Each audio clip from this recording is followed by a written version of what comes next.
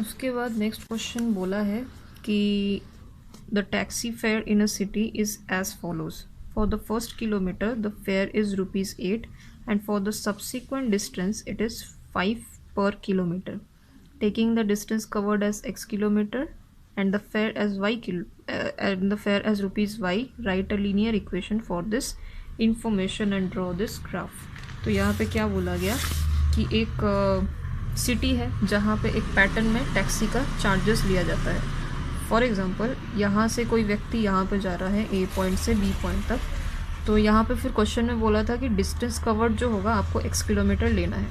तो यहाँ से कितना किलोमीटर हुआ, x किलोमीटर हुआ. तो अब टैक्सी का चार्जेस कुछ इस तरीके से लिया जाता है कि जब पहला किलोमीटर आएगा, सपोज़ यहाँ पे 1 किलोमीटर हो रहा है, तो यहाँ पे जो रेट होगा वो आपका ₹8 होगा. उसके बाद जो सब्सिक्वेंट डिस्टेंस होंगे, जैसे यहाँ पे 2 किलोमीटर हुआ, फिर 3 हुआ, फिर 4 हुआ. अब यहाँ से जो सब्सिक्वेंट डिस्टेंस होंगे, जैसे कि यहाँ से यहाँ पे लेके 1 किलोमीटर हुआ, तो इस 1 किलोमीटर के लिए ₹8 लिया जाएगा. फिर यहाँ से यहाँ पे फिर से 1 किलोमीटर हुआ, तो यहाँ से लेके अगर कोई थर्ड पॉइंट तक 3 किलोमीटर जाता है तो मतलब उसको कितना देना पड़ेगा, 5 into 3 विच इज़ 15. क्योंकि 1 किलोमीटर का रेट तब क्या हो जा रहा है, 5 पर किलोमीटर हो जा रहा है, मतलब पहले किलोमीटर के बाद से. अब हमको ये तो पता है कि यहाँ से लेके यहाँ तक का डिस्टेंस कितना है, x किलोमीटर है. तो मुझे बताइए कि यहाँ से लेके यहाँ तक का डिस्टेंस कितना होगा. Very simple. यहाँ से अगर x किलोमीटर है और हमको बोल दिया गया है 1 किलोमीटर के बारे में इतना है, तो इसका डिस्टेंस कितना होगा, x माइनस 1 किलोमीटर 1 हो जाएगा. ठीक है. तो अब यहाँ पे क्या लिखेंगे, let the distance covered be x kilometre. ठीक है. फिर टोटल फेयर बी ₹y. अब हमको क्या बोला था कि फेयर फॉर फर्स्ट किलोमीटर कितना था, ₹8 था.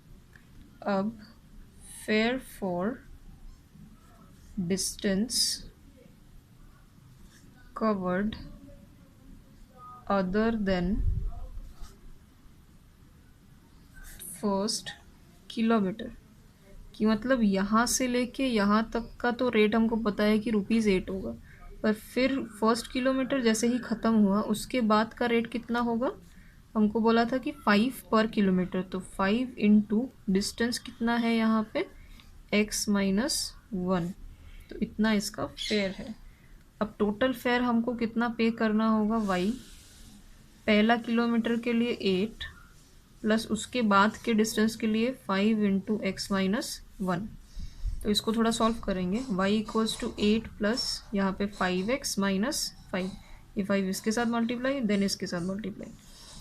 फिर y इक्वल्स टू 5x. अब इन दोनों को हम लोगों को सब्ट्रैक्ट करना पड़ेगा, तो कितना आएगा, 3 आएगा प्लस 3. तो ये आपका जो है linear equation in one variable का इक्वेशन बना. अब इसी इक्वेशन को आपको ग्राफ में प्लॉट करना है उसी मेथड से जैसे हम लोगों ने क्वेश्चन नंबर 1 में किया था. तो ये प्रिटी सिंपल है, ये आप खुद भी कर पाएंगे. फिर क्वेश्चन नंबर 5 वो बोला है, from the choices given below choose the equations whose graphs are given in figure 4.6 and 4.7. तो यहाँ पे दो ग्राफ्स दे दिया गया है और हमको ऑप्शंस में दिया है कि इस लाइन का इक्वेशन कौन सा होगा, ये वाला होगा, ये वाला होगा, ये वाला होगा कि ये वाला होगा. सिमिलरली यहाँ पे एक ग्राफ दिया है और उसका कुछ इक्वेशंस दिया है, तो कौन सा होगा इसका इक्वेशन. तो हम लोगों को क्या करना है कि हम लोग पहले देख लेंगे कि कोऑर्डिनेट्स क्या क्या दिया है. अब इस कोऑर्डिनेट्स को जैसे ही हम लोग इन इक्वेशंस में एक एक करके फिल करेंगे तो हम लोगों को पता चलेगा कि कौन सा इक्वेशन इस कोऑर्डिनेट को सेटिस्फाई कर रहा है.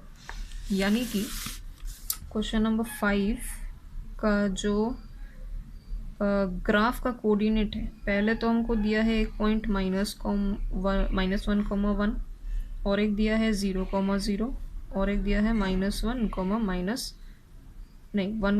-1. ठीक है. अब इसमें से पहला ऑप्शन का जो इक्वेशन है वो है x इक्वल्स टू वाई। तो आप क्या करिए कि ये वाला कोऑर्डिनेट को पहले इसमें बैठाने का कोशिश करिए। अब ये इसका कोऑर्डिनेट मतलब कि क्या है, ये -1 किसका वैल्यू है, x का, तो यहाँ पे लिख दिया x का इक्वल्स टू y का वैल्यू 1 है, यहाँ पे y के नीचे 1 लिख दिया। पर क्या ये दोनों वैल्यू सेम है, 1 क्या -1 के साथ इक्वल होता है, तो ये नहीं होता है, देयरफॉर ये वाला इक्वेशन तो पॉसिबल नहीं है। उसके बाद सेकंड वाले में इक्वेशन दिया था x plus y equals to 0। तो अब ये वाला कोऑर्डिनेट यहाँ पे आप पुट करिए, तो x का वैल्यू -1 प्लस y का वैल्यू 1 इक्वल्स टू 0। तो ये वाला कोऑर्डिनेट तो सेटिस्फाई हो रहा है, क्योंकि यहाँ पे -1 प्लस 1 करेंगे तो 0 आएगा, जो कि यहाँ पे राइट हैंड साइड में भी है। उसके बाद x plus y equals to 0, second coordinate क्या है, x का वैल्यू 0 y का वैल्यू 0, तो यहाँ पे 0 यहाँ पे भी 0, तो ये अल्टीमेटली 0 प्लस 0 करने से तो 0 होता ही है, तो वो भी राइट हैंड साइड के साथ इक्वल है। आफ्टर दैट x का वैल्यू लेने बोला है 1, x plus y equals to 0 में x का वैल्यू 1, उसके बाद y का वैल्यू -1 इक्वल्स टू 0, तो ये दोनों भी तो हमको 0 देता ही है। तो हमको पता चला कि ये वाला जो इक्वेशन है वही इस ग्राफ को सेटिस्फाई कर रहा है, ठीक है। तो फिर यहाँ पे भी हमको कुछ कोऑर्डिनेट दिया है कि -1, 3, फिर 0, 2, फिर 2, 0। तो पहला इक्वेशन क्या है, y equals to x plus 2।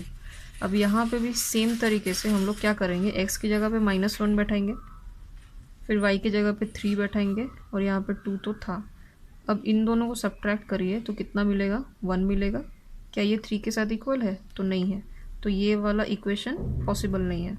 फिर सेकेंड वाले इक्वेशन में बोला है कि y equals to x minus 2, तो फिर ये वाला कोऑर्डिनेट्स फिर यहाँ पे भी पुट ऑन करेंगे।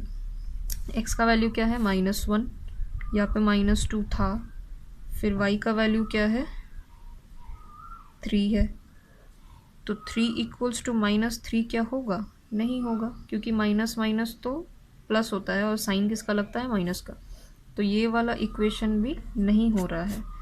फिर थर्ड वाला equation y equals to -x plus 2, तो अब x के जगह पे हम लोग क्या बैठाएंगे, -1, और यहाँ पे +2 तो था, इक्वल्स टू y के जगह पे क्या बैठाएंगे, 3, तो यहाँ पे 3, तो 3 इक्वल्स टू, अब माइनस माइनस प्लस हो गया 1 प्लस 2, तो 3 इक्वल्स टू 3, तो ये हमको 3 मिलता है। उसके बाद दूसरे वाले कोऑर्डिनेट्स के साथ भी हम लोग चेक कर लेंगे। तो यहाँ पे x का वैल्यू 0 है और y का वैल्यू 2 है, तो y के जगह पे हम लोग क्या लिखेंगे, 2, फिर माइनस x का वैल्यू क्या था, 0, प्लस 2 तो था ही, तो यहाँ पे फिर से 2 इक्वल्स टू 2 आ रहा है, क्योंकि ये वाला पार्ट तो वैसे ही 0 है। आफ्टर दैट 2, 0 के साथ चेक करते हैं, x के जगह पे 2 और y के जगह पे 0, तो y के जगह पे 0 होगा, x के जगह पे 2 होगा प्लस 2, तो ये प्लस माइनस प्लस कितना हो गया, 0। तो हम लोगों को पता चल रहा है कि ये तीनों ही कोऑर्डिनेट्स इस इक्वेशन को सेटिस्फाई कर रहा है, तो जो ग्राफ का इक्वेशन होगा वो ये वाला होगा।